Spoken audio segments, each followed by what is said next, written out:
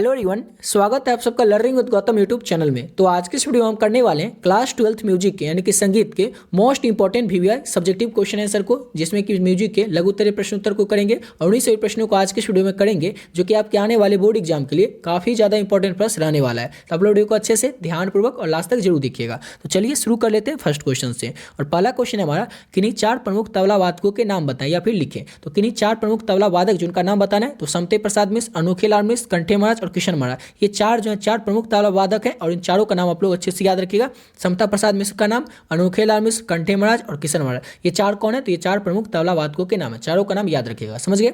बढ़ते अपने अगले क्वेश्चन की ओर। नेक्स्ट क्वेश्चन हमारा, विवादी स्वर से आप क्या समझते हैं, या फिर सेम क्वेश्चन आपसे पूछा जाएगा विवादी स्वर किसे कहते हैं, विवादी स्वर से आप क्या समझते हैं। इसका आंसर आप लोग क्या बताना है और क्या लिखना है वो बता देते हैं। तो पहले तो ये समझिए विवादी स्वर कहते किसे हैं। तो आप लोग ना वर्ड से ही पता चला, नाम से ही पता चला होगा, वर्ड से ही पता चला होगा। विवादी मतलब कहीं पर जाकर के विवाद करेगा, यानी कि जिस स्वर को राग में लगाने से राग का जो स्वरूप होता है वो बिगड़ जाता है, अर्थात राग में नहीं लगने वाला जो प्रयोग होता है स्वर, उसे क्या कहते हैं? तो विवादी स्वर कहते हैं। समझ गए ना? और इसे शत्रु, राग का शत्रु भी कहते हैं। विवादी स्वर को राग का शत्रु भी कहते हैं। ऑब्जेक्टिव क्वेश्चन आपसे पूछा जा सकता है कि राग का शत्रु किसे कहते हैं, तो विवादी स्वर को राग का शत्रु कहते हैं। समझ गए ना? अरे अपने सिंपल वे में अपने मन से आप लोग को बना करके लिखना है। समझ गए? विवादी स्वर से आप क्या समझते हैं, विवादी स्वर किसे कहते हैं? तो जिस स्वर को राग में नहीं लगाया जाता है उसे क्या कहा जाता है? तो उसे विवादी स्वर कहते हैं, यानी कि राग में नहीं प्रयोग किए जाने वाले स्वर को हम लोग विवादी स्वर कहते हैं और इसे राग का शत्रु भी कहते हैं। समझ गए? बढ़ते अपने अगले क्वेश्चन की ओर। अगला क्वेश्चन है हमारा, ध्वनि किसे कहते हैं। तो सिंपल वे में आप लोग याद रखिए, जो कुछ हम सुनते हैं, जो कुछ भी आवाज, वही क्या कहलाती है? तो ध्वनि कहलाती है। जो कुछ हम सुनते हैं वे सभी ध्वनि कहलाती है, चाहे वो किसी गायक की आवाज हो या किसी यंत्र की आवाज हो, बम पटाखे की आवाज हो अथवा मच्छर झिंगू इत्यादि की आवाज हो। देखिए, जो कुछ भी हम सुनते हैं, हमारे कान में किसी भी चीज़ का आवाज है, आपकी मम्मी आपको बुलाएं, आपके पापा आपको बुलाएं, आपका जो पंखा चला उसका आवाज़, आपके यहाँ पर जो कोई मच्छर होगा घन घन करा उसका आवाज़, या किसी भी जीव का आवाज़, किसी भी मशीन का आवाज़, कोई भी जो आवाज़ हम सुनते हैं वही क्या कहलाती है? ध्वनि कहलाती है। समझ गए?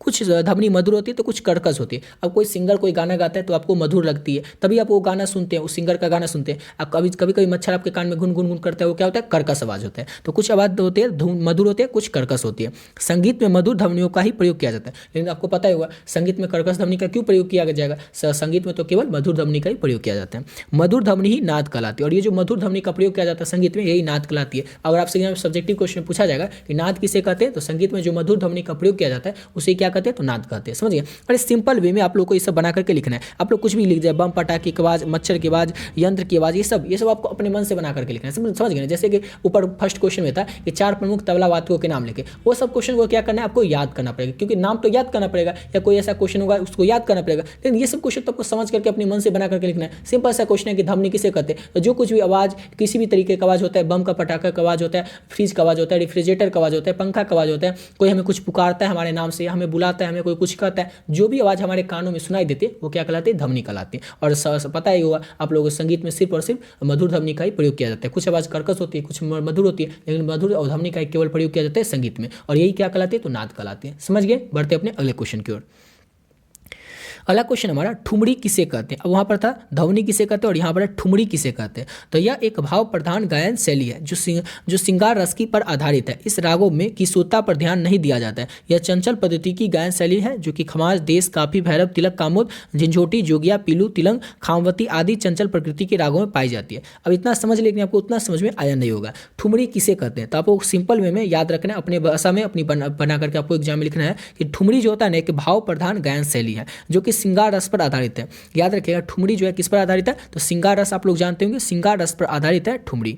उसके बाद इसमें राग की जो शुद्धता है उस पर ध्यान नहीं दिया जाता है। ठुमरी में राग की शुद्धता पर ध्यान नहीं जाता है। यह चंचल पद्धति की गायन शैली होता है। ये जो राग ठुमरी होता है यह चंचल पद्धति की गायन शैली होता है, जिसमें कि खमाज, देश, काफी, भैरव, तिलक, कामोद, झंझोटी, जुगिया, पीलू, तिलंग, खामवती आदि ये चंचल प्रकृति के रागों में गाई जाती है। ये जो होता है इसमें तो राग, इसमें कौन सा शुद्ध लग रहा है, राग लग रहा है ठुमरी में, कौन सा शुद्ध राग जो होता है वो लगता है, इस पर ध्यान नहीं जाता है। एकदम चंचल प्रकृति का राग होता है ठुमरी जो होता है, इसमें इस सब का प्रयोग किया जाता है। याद रखिएगा, भैरवी कॉपी अगर इतना नहीं भी याद रहे ना तो 3-4 का नाम आप लोग याद रख दीजिएगा, हो गया। समझिए? बस ऊपर में थोड़ा लिख दीजिएगा कि यह भाव प्रधान गायन शैली है जो श्रृंगार रस पर आधारित है। इसमें राग की शुद्धता पर ध्यान नहीं दिया जाता है, बस इतना लिखे। चंचल प्रकृति का राग है, और इसमें लिख दीजिए एग्जाम्पल में तेज, काफी, जो आपको 1-2 याद रहे इसमें से आप लोग लिख दीजिएगा। समझ गए ना?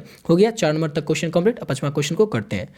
और 5वां क्वेश्चन हमारा कर्ण किसे कहते हैं। अब कर्ण किसे कहते हैं, तो किसी स्वर का उच्चारण करते समय उसके आगे या पीछे कुछ स्वर को कुछ छूने का या उसके स्पर्श होने को ही कर्ण कहते हैं। किसी स्वर का जब उच्चारण करते हैं, कोई स्वर न होता है, जैसे हम कर्ण का ही उच्चारण किए, कर्ण का उच्चारण किए, कर्ण, तो बोले ना इस स्वर का जो उच्चारण किए, इसको उच्चारण करते समय आगे या पीछे किसी स्वर को या छूने का या स्पर्श करने का जो अनुभूति हो उसे हम क्या कहते हैं, तो कर्ण कहते हैं। समझिए, सिंपल सा क्वेश्चन था। कर्ण किसे कहते हैं, तो किसी स्वर का उच्चारण करते समय उसके आगे या पीछे स्वर को कुछ छूने या स्पर्श करने का जो कुछ हमें अनुभूति हो, हमें लगे कि कुछ छुआ या कुछ अनुभूति हो, उसे क्या कहते हैं, कर्ण कहते हैं। समझ गए। बढ़ते अपने अगले क्वेश्चन की ओर।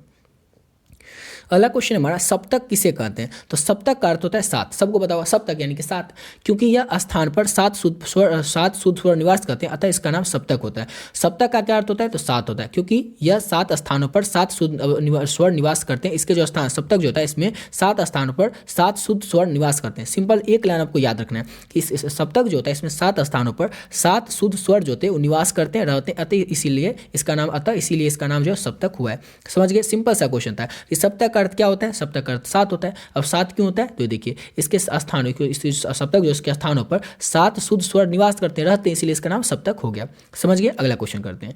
और नेक्स्ट क्वेश्चन हमारा जाति क्या होता है, समझाइए। जाति क्या होता है, तो जाति तो आप लोग जानते हो, जाति में तो अलग अलग जाति, भिन्न भिन्न जाति के लोग में भी जाति होता है, प्रजाति में भी जाति होता है। ठीक है, तो देखिए जाति से तात्पर्य होता है किसी राग में लगने वाले आरोह अवरोह और उनके स्वरों से, जिनके आधार पर राग का निर्माण किया जाता है। विभिन्न रागों में लगने वाला आरोह अवरोह के स्वर की संख्या विभिन्नता दृष्टिगोचर होती है। देखिए जैसे क्या होता है, अलग अलग जाति के लोग होते हैं, अलग अलग जाति के जीव होते हैं, अलग अलग जाति के जंतु होते हैं। वैसे ही राग में क्या होता है, अलग अलग जाति के राग होते हैं। ये तो आपको पता होगा ना, अंडव जाति, षंडव जाति, संपूर्ण जाति, कितने प्रकार के राग होते हैं। अलग अलग जाति का जो राग होता है इसी को कहते हैं जाति। इतना आपको नहीं भी याद रखे तो सिंपल में आप लोग याद रखेगा जाति किसे कहते हैं, तो अलग अलग प्रकार के संगीत में अलग अलग प्रकार के जाति होती है। एक दो जाति का नाम लिख दीजिएगा, जैसे अंडव जाति, संपूर्ण जाति, ये सब क्या होती है, ये सब जाति के नाम है। तो अलग अलग प्रकार की जाति होती है, इसी को हम जाति कहते हैं। समझ गए। लेकिन इसको समझाना होगा, थोड़ा और लिखना होगा, तो इस तरह से लिखिएगा। जाति का तात्पर्य होता है, यानी कि जाति का मतलब होता है राग में लगने के बाद उनके स्वर में आरोह और अवरोह और उनके संख्या पर आधारों पर राग की निर्माण होना, यही होता है जाति। समझ गए।